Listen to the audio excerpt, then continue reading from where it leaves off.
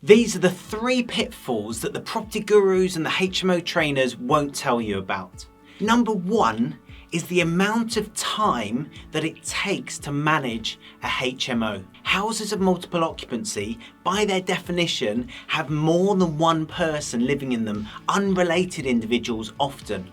And so that brings with it communal areas. Who cleans them? Do you send a cleaner in? But what if Freddie doesn't do his washing up on a Saturday night? Or what if he has friends round and they're all in the kitchen making a loud noise and Jane can't sleep and then she comes down for work and it's all a pigsty? You might send a cleaner in once a week, but what about the rest of the times? What about the communal staircases? What about stuff outside of people's rooms, etc.? You've got multiple people in a property, which means there's interaction between them that you as a landlord have to manage.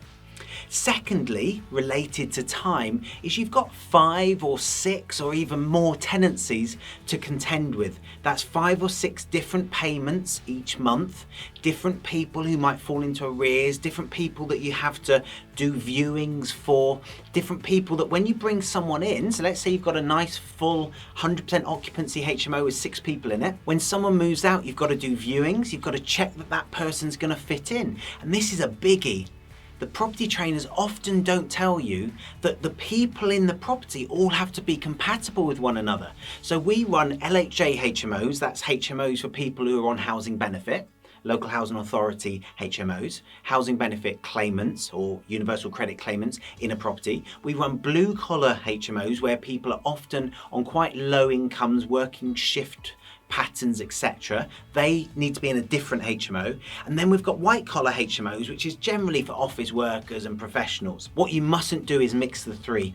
But even if you keep them separate, the workload involved in a HMO is far, far higher. I'm not saying it's not worth doing, it's a phenomenal strategy for earning money. But when people say, oh yeah, you can quit your day job by just having 3 or 4 HMOs, absolutely, but you'll have replaced your day job with a letting agent day job managing those HMOs if you don't do it very, very effectively, and if you don't have a good letting agent, and if you don't utilise all of the systems that we use on EPP to make sure you do it in an effective and efficient manner, and that's the key thing. The second factor that you're often not told about, that the gurus and the property trainers that are teaching HMOs as an easy strategy don't tell you about, is compliance.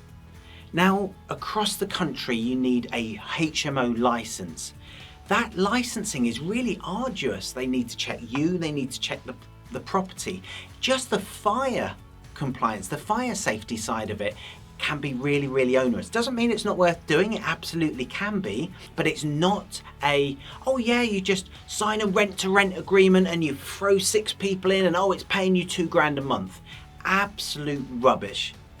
To take a property from a single AST compliance to a HMO compliant level is quite an arduous process. You need fire doors on every door, work out, just get a quote for how much it is to buy a fire door and to have someone fit it, and then multiply that by all the different doors that are required to be 30-minute fire doors in the property, and it will come out at quite an eye-watering number. Then bear in mind that you need wired smoke alarms throughout the property. You're going to retrofit those presumably, so you need trunking, or are you going to actually do it really nicely and put those wires between, so you're actually going to route out channels and put the wires and then replaster over them and repaint. All of this is small stuff, but it all adds up to quite a lot of time, quite a lot of labour you need to pay for, and quite a lot of materials. Lots and lots in terms of compliance. You now need to be compliant as a letting agent or as a landlord in different, depending on where you are. If you're in Wales, it's as a landlord. If you're in England, it's as a letting agent. So you have to be really careful about the compliance, and it all adds up. So to be ISO compliant, you need to pay some money every year. To be on this scheme, on that scheme, etc., you need to make sure that you're compliant. This isn't something to be done lightly. And finally, the third factor that the gurus and property trainers don't tell you about HMOs is that demand can fluctuate massively. So I've got HMOs that used to be brilliant blue collar HMOs that now I've had to move to LHA HMOs because the market's changed.